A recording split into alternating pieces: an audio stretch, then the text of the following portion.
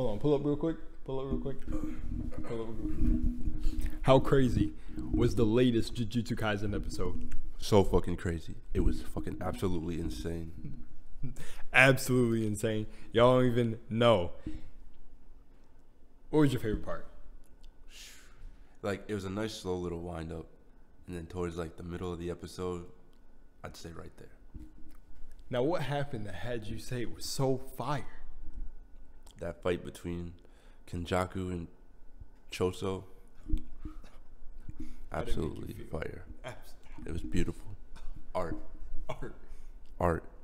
Absolute poetry. Hold the mic. Oh my gosh. Absolutely amazing. Like, the fight sequences, the fucking, how they use the curse techniques, just the transitions, how they had everybody just popping in one by one. It was just amazing. And it just kept getting better all the way till the end of the episode. Next one's going to definitely be a banger for sure. For sure. You heard it there, folks. You guys must understand how grade A this episode truly was. It was a masterpiece. Is that a little bit of hype? Yes, but they are doing, bro, the animators over at MAPPA are doing Jujutsu Kaisen so much justice. The fluidity of the animations, the scenes, I want to say, like, also like the pacing of the panels, right? Because, you know, when you're reading, it really is switched by your own perception. So it's like when you're going back and forth, it's like it still blows your mind depending on your imagination, but it's like watching it is insane, man. And just like the reveals and everything, it's like reliving everything you read, at least, because, you know, I'm already caught up, and I gotta always remind myself, I gotta throw this into every one of these videos I do so I don't spoil anyone that doesn't read the manga. But I'm just telling y'all, it goes up from here, man. It just keeps going. It's just gonna keep ramping. It just keeps ramping. That's all I want to say. But I you know, I'm gonna go check out some reactions of people seeing like Urame and just like how on a different level Kenjaku in Geto's body is, and just all of this, and even showing a little bit of like the skill and like the heart from like people like Choso, Kusakabe. It's just, whew, man, this is just beautiful. Let's say a good rest in peace for Mahito. I know everybody and their sister in the anime watcher only community wanted him gone, bro, that he needed to be packed up. But I really liked Mahito as a character because I feel like he served it's like the literal how Crunchyroll labeled the episodes right and wrong. It's like exactly, he served as just that opposite side of the coin flip. And it's like, I always say that it's always really necessary to have a character who is like that and super powerful and has a lot of potential, because it just shows you that there's really a balance in nature. It's not always going to be, you know, sunshine and rainbows, which to me, even though I'm picking on people, it's just a little bit of a joke. I see a lot of that with a lot of the creators who are like, finally get Mahito out of here, or all that. It's like, at least Mahito serves as a reminder of he needs to be in existence. He's created from humans, but he needs to be in existence for you to have something to oppose, or none of this would exist at all. That's exactly why this isn't a peaceful world, but, you know, it can reach that level of being less debaucherous as the world is. But that's what I like how Jujutsu Kaisen does it, and especially what the future to come from Sukuna. I can't say anything, but if, you know, anime only watchers, bro, y'all have to pick up the books. Y'all have to. I'm telling you, it's just like better reading comprehension too. I feel like it just increases your skill. But y'all have to go search up the pages and read them and what's to come next. Like, I feel like that's the thing you should do, even if you don't want to like spoil yourself. Read the next thing to come, but don't go and read the whole thing.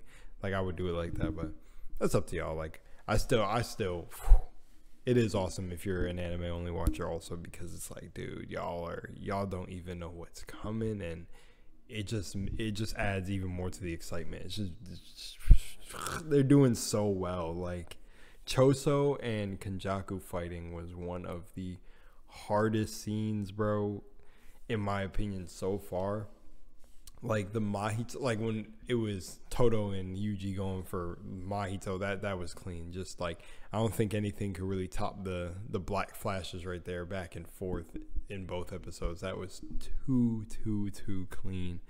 But just Choso, you know, coming in, realizing partially what Kenjaku was, and then stepping up, and the little brother shit with Yuji, but then Urame coming in and like saying like, yo, sit your ass back down, and then just everybody coming in at that point, and then wrapping off the episode with Yuki. The way it's just so good. It's so good. It's so good. Moment of silence for everyone who thinks anime is for kids, especially like it was funny.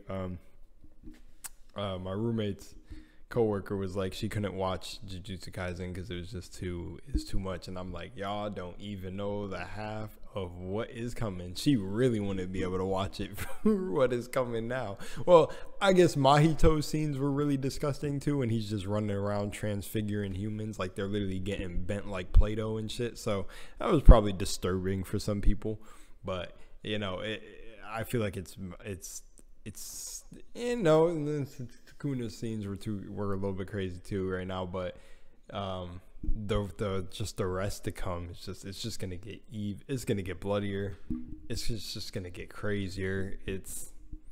We got the big dogs finally coming in. I don't want to say anything for anime only watchers. I'll say you guys are probably wondering where Yuta is at. When's Yuta gonna make his appearance? Maybe y'all have forgot about Yuta, so you know, I can say that. But man, dude, they're doing it so justice, and really shout out to the animators under Mappo for what, again, I've been saying this in every episode I've done, with the conditions they are working under and everything right now, because they're going through some stuff over there. So it's just like, you know, everyone keep them who appreciates this art form, keep them in your hearts pretty much, and just, yeah, because just to be pumping out like this under the work conditions, from what I heard, it's just like, it's just nuts. And it's like, dude, it's like they're keeping the art alive, and it feels really good, because it's like, dude, it's like, it could be, I don't know, it's just, you can't, it's just like, even Jujutsu Kaisen is standing for that. You just can't stop people with just a drive and a determination to deliver, and still, you know, just respect. Just, it's crazy. It just, that's what this episode really made me think about, just how beautiful it is, and then the stuff that's going on over there. It's like, and again, I can't even like summarize what's happening, because it's like it's a bunch thrown at you a lot. So if you're curious, just look into it. But it's like they still have the heart to deliver under those conditions, and it's like, it's just like such a respect for everything. Like yeah, it's just, you can kind of get what I'm saying. It's just, and it's crazy. It shows in the animation. It's like the attention to detail. I mean, dude, I can jump back to the Sukuna versus Maharaga fight, but the detail, like Urame's scene was so cold, no pun intended. Like, it was so cold. That's all I can say. Ironically, I say that so much, and this motherfucker is actually ice. So yeah, the Urame scene is so cold, because then you got Kusakabe saying these sorcerers are truly on a different fucking scale, bro. Like, and even that moment where Eugene, it cuts to black, and he's like, we're gonna die, and just, it's like, oh man, it's just on some other shit. And it is so beautiful. Like the hand-to-hand combat with Choso and Kenjaku was definitely my hands down favorite part too. I really like I kind of really like Ermei's display of power right there too, like and showing that they're on a different level. And I also like how they're displaying the characters, just, you know, coming back even against Mechamaru's, which is like, you guys for sure are gonna die out there. And they said screw that, bro. They turned their asses around and came back. And whatever her name is with the new Shadow Style, the main sword, I forgot her name, but went in there first and stood up. They're really showing, they're really playing that whole, on what Gojo said to Megumi, you know, the whole dying to win and risking death to win is the two different things. And it's just, I love how they're showing that through the characters, like the we signed up for this, kind of like Toto's mentality. Look, the moment we were in this, we signed up for this, now we're here. So now it's just like willing to put your life on the line. And it's just like, it's not so extreme in everyday life, depending on your cards, you know, in life. But, you know, that mentality, that translates to me for like the mentality of just not giving up in anything, like, and especially if you like chose the path you're on, no matter what, it's like you're gonna put everything forward. And putting your life on the line is pretty much everything. Like it's not even putting your best foot forward, it's putting your goddamn life on the line. So it's putting your foot, hand, knees, mouth, everything. So it's just I like seeing it. I really like seeing it. And man, I just like seeing how everyone is just built different, man. Like we knew Choso wasn't gonna, you know, last boxing with Kenjaku too long, but it was the fact that he got in there and just showed his display of ability, and it really makes you think if he you know, really turned up the heat on Yuji back in that bathroom, bro. That bathroom fight scene was not, you know what, calling back to that was a pretty cold scene too. It's really hard to honestly pick a favorite, bro. It's like I gotta have a top 5 because but that right there was cold, man. Yeah. And also, I'll hint at this a little bit to pique the little anime watcher only's interest. Anime only watchers' interest is Kenjaku. Yeah, man. I like seeing Kenjaku fight. You know, I just want to say, can't wait to see more from him. But that dude's a beast too. Like, man, dude, it's yeah, man. I don't know. It's crazy. This whole thing has been crazy. It's been an experience.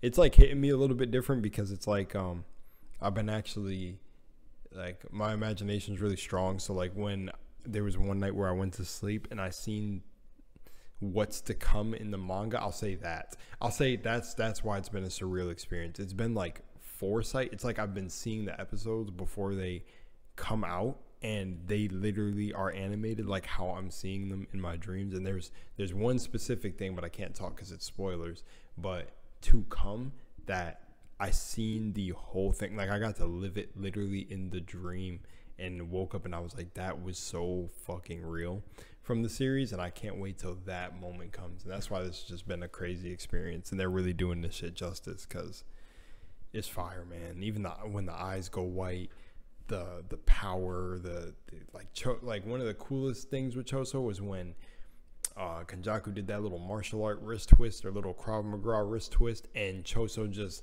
turned his hands behind his back and clapped the freaking blood piercing shit at him. Woo. And what was sick was the one guy, I forgot his name, who has blood manipulation, but when he saw Choso pull out his immense fucking blood manipulation prowess fucking energy, this dude was like, this shit is on another level. So it was like everybody was seeing that someone else was on another level, and they're really just showing the sheer scale. Like, you know, they're showing Urame get tight, and that's cool. There's something I want to talk about with Urame, but I can't because it'd be spoilers. But just, yeah, I like this whole thing. And oh man, it's just another thing is the speed. That's been a thing for me in this whole thing, is they're showing how back-to-back shit was, and how really shit was just hitting the fan for real. Like, it's different. But yeah, anyways, really fucking good episode. I'm not gonna stay too long on this one. It was absolutely beautiful, from just like, wasn't it how disgusting the Uzumaki was with Mahito now ingested? That was different, but now I gotta go shoot that one because I meant to make a video on that episode, how clean that was. But yeah, man. And I loved Mahito's little final line there too. That's just, everything is the icing on the cake, how it was all delivered. The voice actors, got to give that. The voice actors, the animators, just everything. Gay pissing off his fan base. Nah, this dude is writing a story, and I know that's just like, to say that is like, nah, fuck it, I'm saying it, bro. He is literally the embodiment of how I would write my stories, especially given what happens in the manga. But again, not gonna say anything, gonna keep teasing. But that shit is a motherfucker. Like, the way he is writing it is exactly how, like, if he didn't, he wants to end it in the next year, right? But if he wasn't ending it, a lot of the things he could have expanded on would have been nuts, I'll say. But anyways, hope you guys enjoyed the video. And don't forget to like and subscribe and share, all that corny shit. But if you want more like this, more anime reviews or anything like that, want me to go watch something and then review it, let me know. I'll still be doing it anyways, but that's what we're doing here. Love y'all. Peace out.